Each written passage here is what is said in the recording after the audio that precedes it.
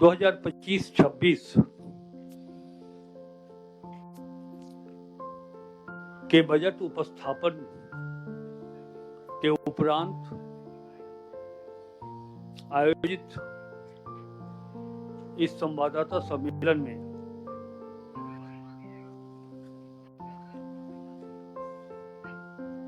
मंच पर उपस्थित वित्त सचिव श्री प्रशांत कुमार जी, योजना सचिव श्री मुकेश कुमार जी, विशेष सचिव वित्त श्री अमित कुमार जी, विशेष सचिव योजना श्री राजीव रंजन जी और बजट ऑफिसर सह संयुक्त सचिव वित्त श्री चंद्रभूषण प्रसाद जी, प्रिंट और इलेक्ट्रॉनिक मीडिया के सभी सम्मानित प्रेस प्रतिनिधिगण, बजट उपरांत इस संवाददाता सम्मेलन में मैं अपनी ओर से, राज्य सरकार के विभिन्न विभागों की ओर से और राज्य सरकार की ओर से आप सबों का हार्दिक अभिनंदन करता हूं। विस्तार से हम लोगों ने बजट में चर्चा की है बजट प्रस्तुत करते समय, लेकिन कुछ बुलेट पॉइंट्स पर हम आपका ध्यान चाहेंगे कि 2025-26 का जो अनुमान है, आर्थिक विकास दर 7.5% और वो भी कांस्टेंट प्राइस पर। जीडीपी रेशियो 27.3% और हमारा जो रेवेन्यू इनकम हो वो 61,056.12 करोड़ और इस राजस्व की जो प्राप्ति अनुमानित है उसमें स्थापना और योजना में कैसे खर्च होंगे वो मैं आपको बताता हूँ। स्थापना एवं योजना व्यय का जो अनुपात होगा वो 37 स्थापना में और 63 स्कीम हेड में प्रावधान किया गया है राशि के व्यय होने का।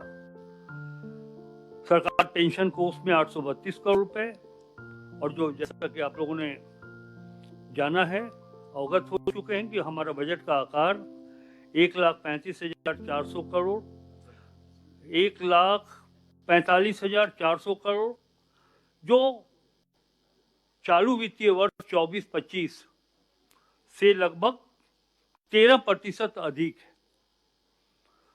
हमारा जो रेवेन्यू एक्सपेंडिचर है वो 1,10,636 करोड़ और जो कैपिटल इन्वेस्टमेंट है, कैपिटल एक्सपेंडिचर है, पूंजीगत व्यय है 34,763.3 करोड़ और जो फिजिकल डेफिसिट है, राजकोषीय घाटा 11,253.44 करोड़ रुपया। मैया समान योजना में सरकार की ओर से जो राशि दी गई है 13,363.35 करोड़ रुपए और हमारा जीएसडीपी 55,710 कितना हो गई है 5,57,101 करोड़ रुपए। ये एक सार है जो हमने 25-26 के बजट में जिसका उल्लेख भी है और उसका एक संक्षिप्त विवरण हमने आपको बताया है। और 2-4-5 मिनट और विषयों पर हम आपका ध्यान देते हैं कनिकावार कि हमारा आर्थिक विकास दर 19-20 में राज्य का आर्थिक विकास दर 1.1% था। कोरोना काल में विषम परिस्थितियों को अपवाद माने तो वर्ष 2022-23 में अप्रत्याशित सुधार के साथ आर्थिक विकास दर 7.8% कांस्टेंट प्राइस रहा। वर्ष 23-24 में राज्य का विकास दर 7.5% कांस्टेंट प्राइस रहा तथा वर्ष 25-26 में जो अनुमान है वो 7.5% का है। डेब्ट जीडीपी रेशियो बेहतर वित्तीय प्रबंधन के द्वारा 22-23 में राजकोषीय घाटा को 1.1% रखने में सफलता हासिल की गई है। इसके फलस्वरूप राज्य का डेब्ट जीडीपी रेशियो में सुधार हुआ है। यथा वित्तीय वर्ष 21-22 में यह 30.2% था, वित्तीय वर्ष 22-23 में तथा 23-24 में क्रमशः 28.4 तथा 27.7% रहा। वित्तीय वर्ष 24-25 एवं 25-26 में क्रमशः 27.5% एवं 27.3% रहने का अनुमान है। हमारा जो रेवेन्यू इनकम है, राजस्व आय, स्टेट का ओन टैक्स, स्टेट का ओन नॉन टैक्स में उत्तरोत्तर वृद्धि हासिल की है। वर्ष 2019-20 में राज्य के स्रोत से कुल राजस्व आय 25,521 करोड़ रुपए थी, जो वित्तीय वर्ष 2023-24 में बढ़कर 41,429.88 करोड़ रुपए हो गई तथा वित्तीय वर्ष 25-26 में जो हम अनुमान कर रहे हैं कि 41,000 से बढ़कर ये 61,056 करोड़ 12 लाख रुपए होने का अनुमान है। और स्थापना एवं योजना के अनुपात को भी हम थोड़ा विस्तार से आपको बताना चाहते हैं। वित्तीय वर्ष 2019-20 में 47, 47 और 53 का रेशियो था। क्रमशः 33,145 करोड़ 37 लाख एवं 52,283 करोड़ 63 लाख। मैं ये कह सकता हूँ इसको समझने के लिए कि इस्टेब्लिशमेंट के ऊपर 33,145 करोड़ 33 लाख 52,283 करोड़ 63 लाख, ये 145 लाख एवं आप देखेंगे कि स्कीम हेड में 52,283 करोड़ 63 लाख, जो फिनेंशियल ईयर 2025-26 में 37 और 63 यानी कि स्थापना मद में क्रमशः 53,658 करोड़ 47 लाख और स्कीम के हेड में 51,741 करोड़ 53 लाख प्रस्तावित है। पूंजीगत व्यय के बारे में हम आपको उसका सार बताना चाहेंगे। वित्तीय वर्ष 24-25 में पूंजीगत परिव्यय में के पुनरीक्षित बजट पर 9.06% की वृद्धि के साथ 25,720.41 करोड़ 41 करोड़ रुपए पूंजीगत परिव्यय का आकलन किया गया। पेंशन कोष की बात अगर की जाए तो इसके लिए वर्ष 23-24 में 700 करोड़ रुपए एवं 24-25 में 780 करोड़ रुपए कोष का पेंशन कोष में निवेश किया गया तथा वित्तीय वर्ष 25-26 में 832 करोड़ रुपए का निवेश बजट में प्रस्तावित है। बजट की प्रतिशत को जैसा कि हमने पहले ही कहा कि पिछले यानी कि चालू वित्तीय वर्ष जो अभी 24-25 का है 1,28,900 करोड़ और अभी जो बढ़कर 1,45,400 करोड़ रुपए हुए हैं वो 13% अधिक है पिछले वर्ष की तुलना में। हम रेवेन्यू इनकम के बारे में आपको बता चुके हैं और जो हमारा कैपिटल एक्सपेंडिचर है उसके बारे में भी आपको जानकारी दी गई है। सेक्टरल एक्सपेंडिचर के बारे में हम आपको बताना चाहेंगे कि सामान्य प्रक्षेत्र के लिए 37,884.36 करोड़ रुपए तथा सोशल सेक्टर के लिए 62,840.45 करोड़ तथा इकोनॉमिकल सेक्टर के लिए 44,665 करोड़ 19 लाख। और बजट के उपस्थापन के पूर्व लगभग 15-20 दिनों से हमारे कई मीडिया के मित्र पूछा करते थे कि बजट का आकार तो बढ़ेगा, बढ़ने की अनुमान है, लेकिन किस सेक्टर पर सरकार का ध्यान केंद्रित होगा। तो हम बताना चाह रहे हैं, मैंने पहले भी कहा था कि सोशल सेक्टर पर अधिक राशि खर्च करने का अनुमान है, जो आज आपको इस बजट में दिखाई पड़ रहा है। जैसा कि हमने बताया कि सोशल सेक्टर के लिए 62,840 करोड़ रुपए किए गए हैं। एक नई बात आई है, अच्छा हमारा राजकोषीय घाटा के बारे में भी हम इस पर अपनी बात रख दें, सरकार का पक्ष रखें। 25-26 में राजकोषीय घाटा 11,253.44 करोड़ रुपए होने का अनुमान है, जो कि अनुमानित जीएसडीपी का 202% है। ये एक बहुत अच्छी बात है कि जो हमारा अधिकतम सीमा है 3%, उससे हम नीचे हैं। ये एक कुशल फाइनेंशियल मैनेजमेंट का एक परिणाम है, द्योतक है। जी जी सुन रहा हूँ।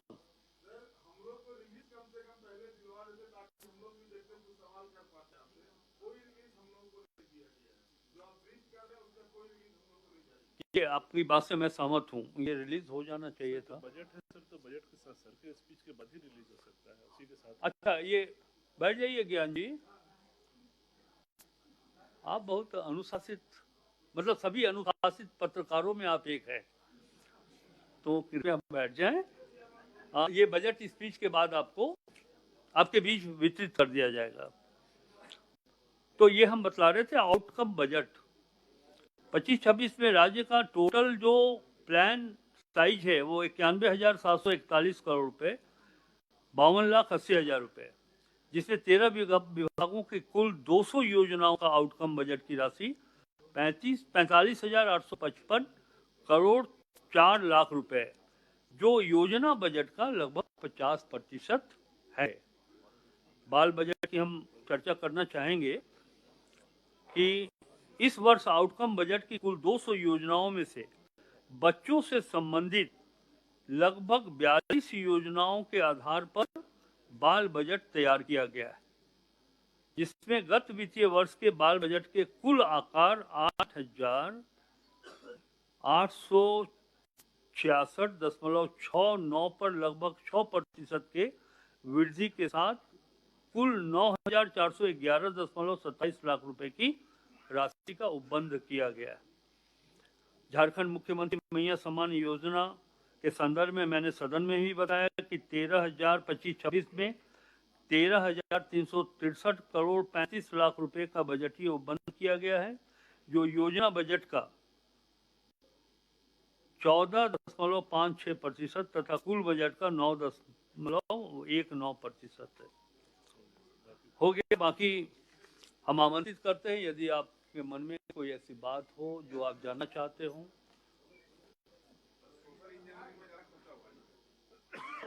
हाँ, मैंने बताया सोशल सेक्टर में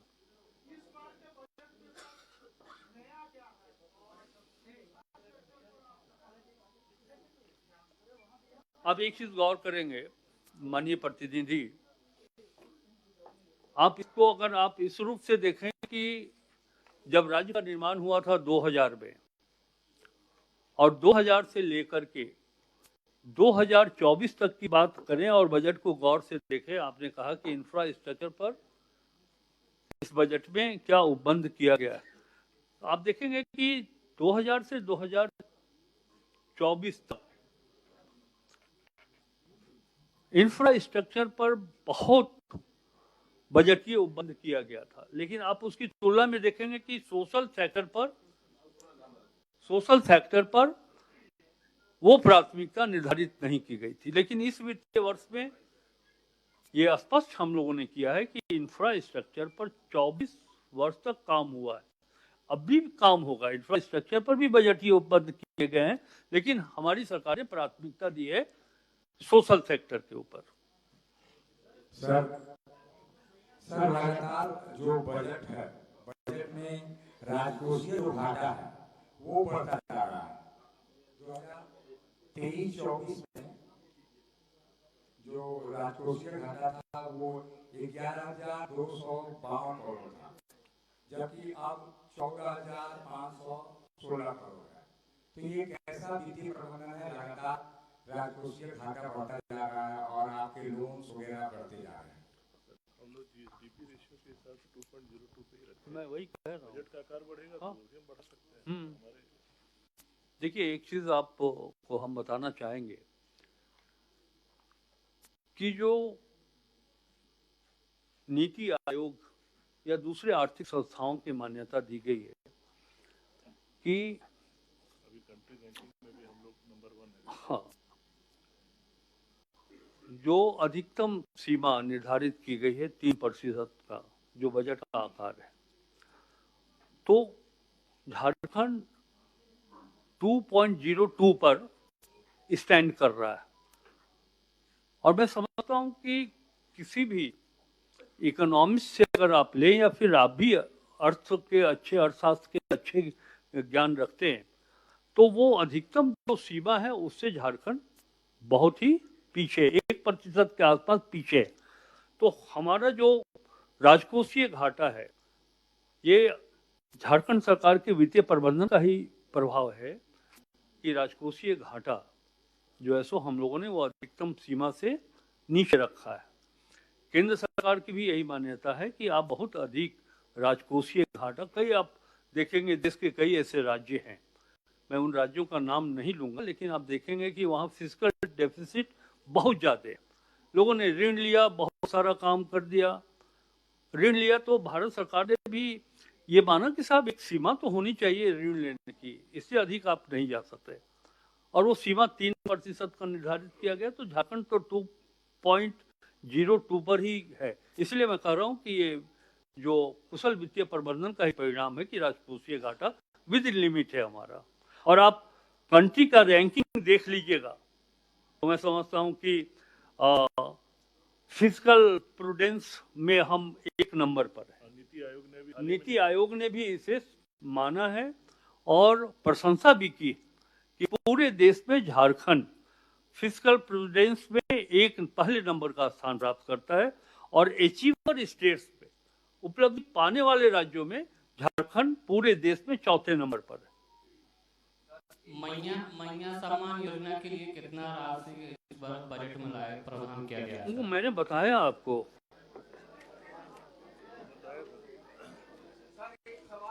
जी बताएं। 13,000 एक उनको हो सकता है वो लेट से आए हों, तो 25-26 में आपने जानना चाहा है कि मैया सम्मान योजना पर कितनी राशि करणांकित की गई है। 13,363 करोड़ 35 लाख रुपए का बजट ही उपलब्ध किया गया। हाँ, क्या पूछ रहे थे?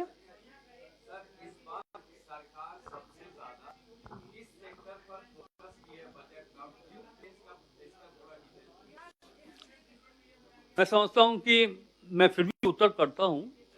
आपके पहले भी ये प्रश्न पूछा जा चुका है कि किस सेक्टर पर आप कितना खर्च कर रहे हैं। Hello sir, number of beneficiaries clear नहीं है बजट स्पीच में कि कितना है मैया का। और सर ये इसलिए भी पूछ रहे हैं क्योंकि जब कैबिनेट ब्रीफिंग हुई थी तो ये कहा गया था कि करीब 56 लाख लोगों का होगा, और एनुअल बजट जो उसका जो एक्सपेंडिचर आएगा वो करीब 17,000 करोड़ का होगा, लेकिन एलोकेशन सर वो 13,000 करोड़ का ही है। तो जैसे जैसे लागू बढ़े घटे वो बजट में हम उसके लिए प्रावधान करते हैं, और हमने अच्छी देखिए, नंबर आप जानना चाहते हैं तो एक अनुमानित नंबर जरूर बताया गया था कि लगभग 55 लाख लोगों को हम लाभान्वित करेंगे, लेकिन ये पूर्ण रूप से वही निर्धारित है, ये नहीं माना जा सकता है। नंबर घटेंगे भी, नंबर बढ़ भी सकते हैं। अगर नंबर बढ़े तो हम उसमें अधिक उपबंध करेंगे, अगर नंबर घटे तो यह 13,000 जो 300 कुछ है करोड़ रुपया, उसमें भी कमी आएगी। इसलिए नंबर अभी बता पाना या किसी भी अवसर पर बता पाना कि ये एग्जैक्ट नंबर क्या होगा वो संभव नहीं है।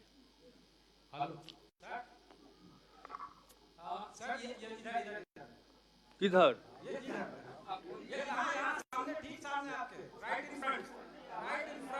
देखिए, इसमें हमारा कोई दोस्त नहीं है। ये सामने कैमरा की जो लाइटें आ रही है उससे आप दिख नहीं पा रहे। हाथ उठा दीजिए तो मैं समझ आऊंगा। सवाल ये है कि जब आप लोग नए टेन्योर में आए थे तो लोगों को काफी राहत की उम्मीद थी, कई घोषणाएं भी थी मैनिफेस्टो में, जैसे कि एलपीजी सिलेंडर जो है वो सब्सिडाइज रेट पे मिलेगा। कोई नया घोषणा नहीं है। इसके अलावा और बहुत सारे ऐसे बातें थी जिसको कहा गया था सरकार में आने के बाद इम्प्लीमेंट किया जाएगा। तो लोगों को उम्मीद थी कि नया बजट पेश हो रहा है तो कुछ इस तरह का प्रोविजन होगा, लेकिन वो प्रोविजन दिखते नहीं है। सत्यजीत जी, आपकी अंदेशा को मैं दूर करना चाहता हूँ। ये बात बिल्कुल सही है कि भारतीय राष्ट्रीय कांग्रेस झारखंड विधानसभा के चुनाव के परिप्रेक्ष्य में अपने घोषणा पत्र में इस बात को रखा था या रखा है कि हम 450 रुपए प्रति गैस सिलेंडर लोगों को उपलब्ध कराएंगे सब्सिडी के साथ। तो ये नहीं कहा था कि हम प्रथम वित्तीय वर्ष में ही इसे पूरा करेंगे। सर, ये जवाब तो आप पहले भी एक बार दे चुके हैं। एक सवाल है कि आपने बजट का नाम रखा है अगवा बजट, और पहले मैं उनको संतुष्ट कर लूं। सत्यजीत जी हैं शायद, उनकी आवाज से मुझे लग रहा है, और इसमें मुस्कुराने वाली कोई बात भी नहीं है। हम इसे टालना भी नहीं चाहते। जब वित्त मंत्री के रूप में राधाकृष्ण किशोर इस बात को कह रहा है तो भरोसा जानिए, कांग्रेस पार्टी की घोषणा है और झारखंड मुक्ति मोर्चा और हमारे जो सहयोगी दल हैं राजद, सब इस बात को मानते हैं कि गैस सिलेंडर 450 हमने कहा है वो उपलब्ध कराएं लोगों को। लेकिन हम अपने वित्तीय स्थिति को भी देखकर संभव है कि अगले वित्तीय वर्ष में या 5 वर्षों के कार्यकाल के पहले, और मैं कोशिश करूंगा, पहले का मतलब ये कोई राजनीतिक उत्तर मैं नहीं कर रहा हूं कि हाँ साहब 5 साल आपने तो घोषणा करके चुनाव जीत लिया, फिर 5 साल के बाद आप क्या करेंगे नहीं करेंगे। नहीं, आप निश्चित जानिए कि अधिक संभावना है कि आने वाले अगले वित्तीय वर्ष में 25-26 के बाद 26-27 वित्तीय वर्ष में आप देखेंगे कि जो घोषणाएं की गई थी, जो घोषणा गैस सिलेंडर के संदर्भ में किया गया था, वो घोषणा को हम पूरा करेंगे। सर, नेक्स्ट क्वेश्चन ले सकते हैं? सर, एक सवाल सर इधर से। सर,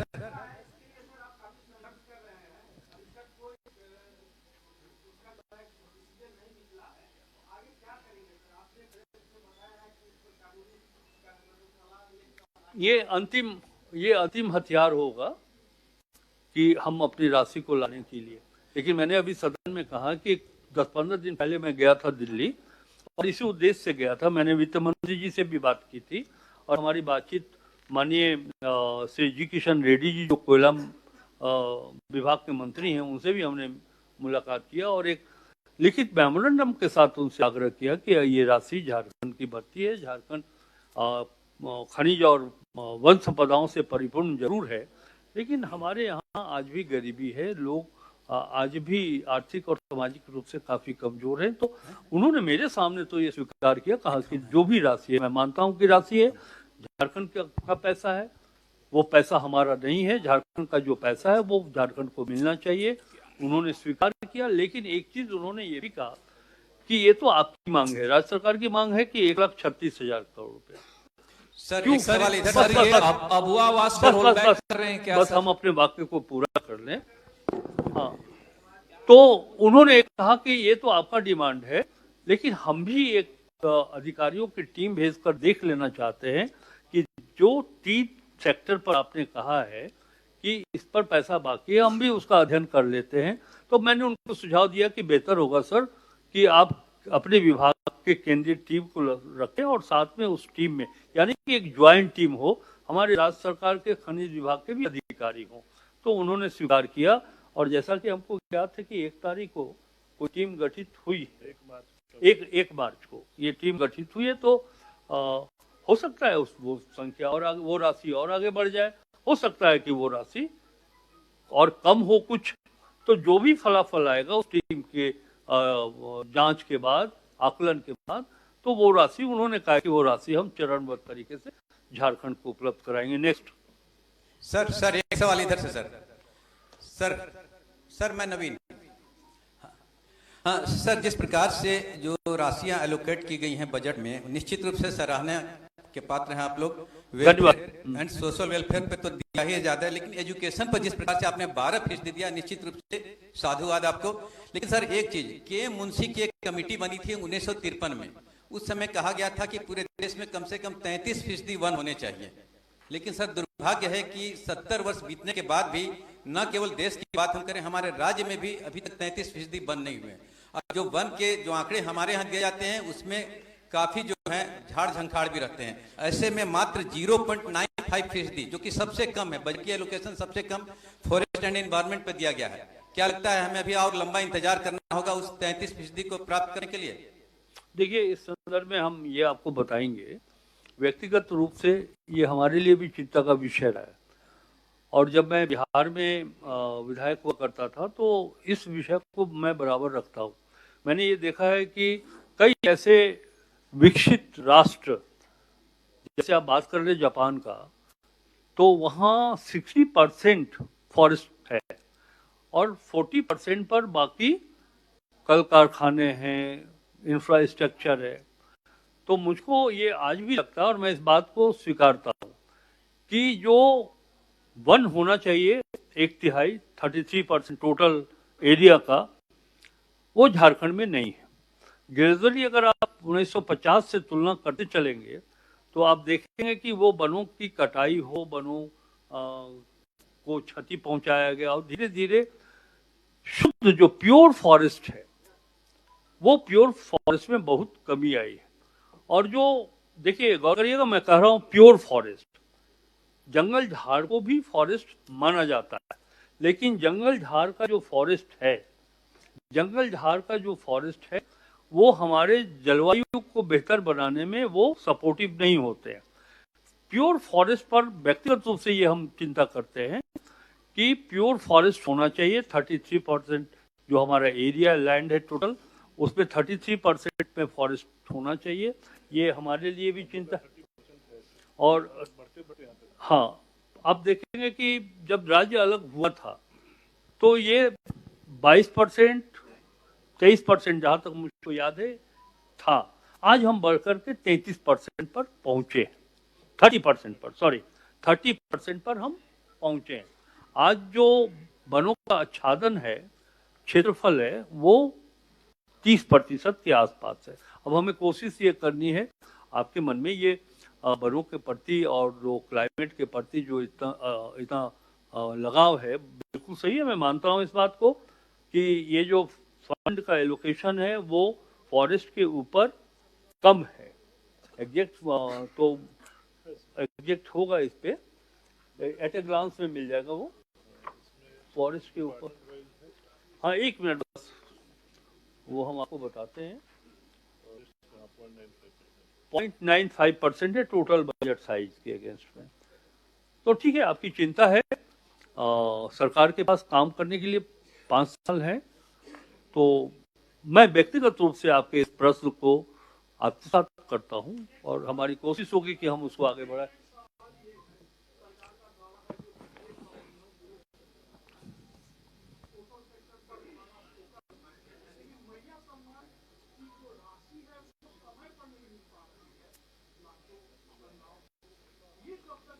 हम आपको आश्वस्त कर रहे हैं, मैया सम्मान योजना की राशि इसलिए समय पर नहीं मिल पा रही है कि पैसे की कमी।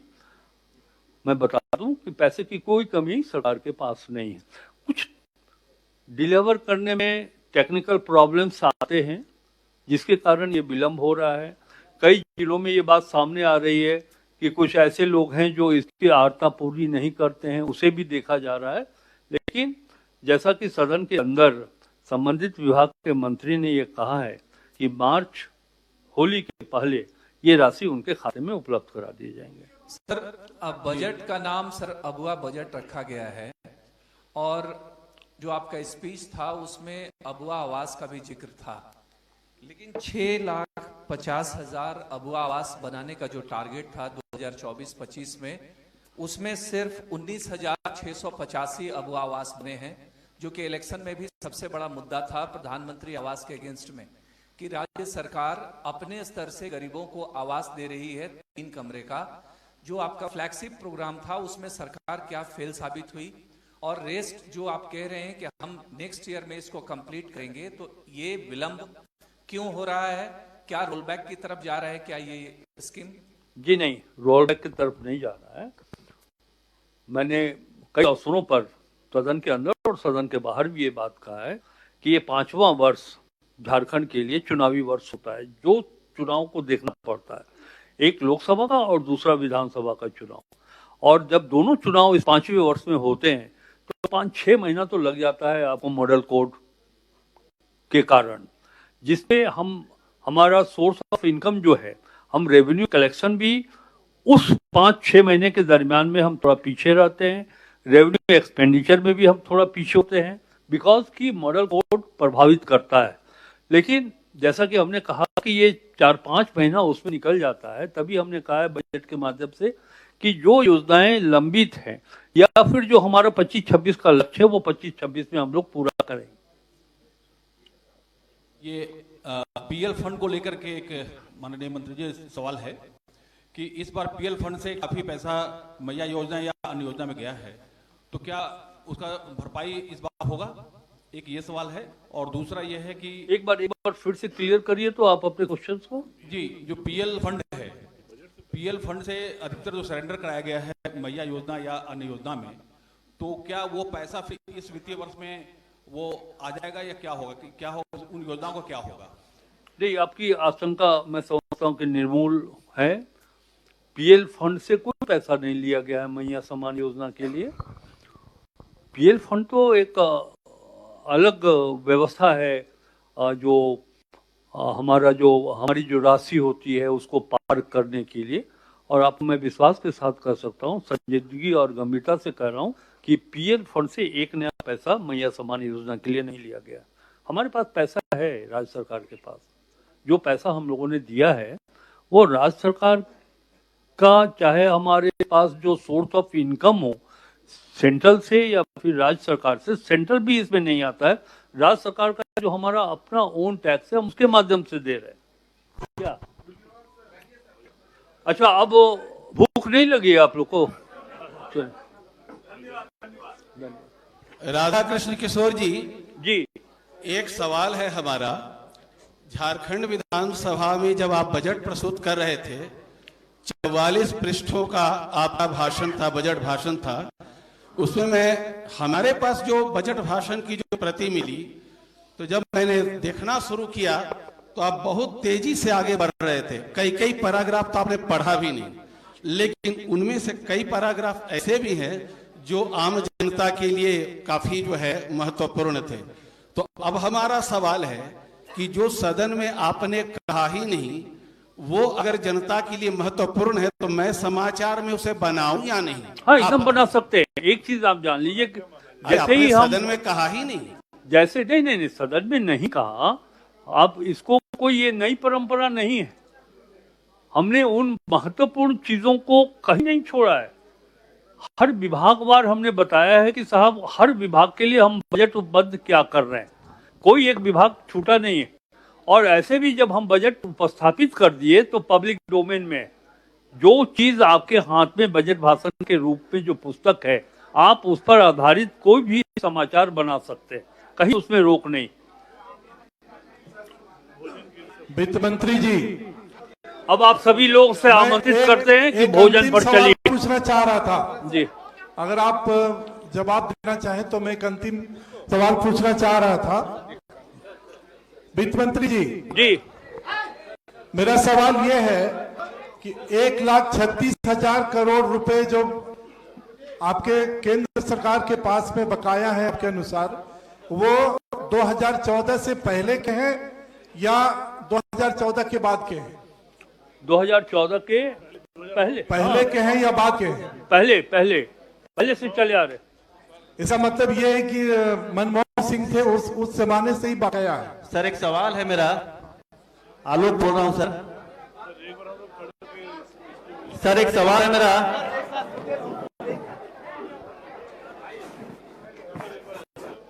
हाँ, वही करते।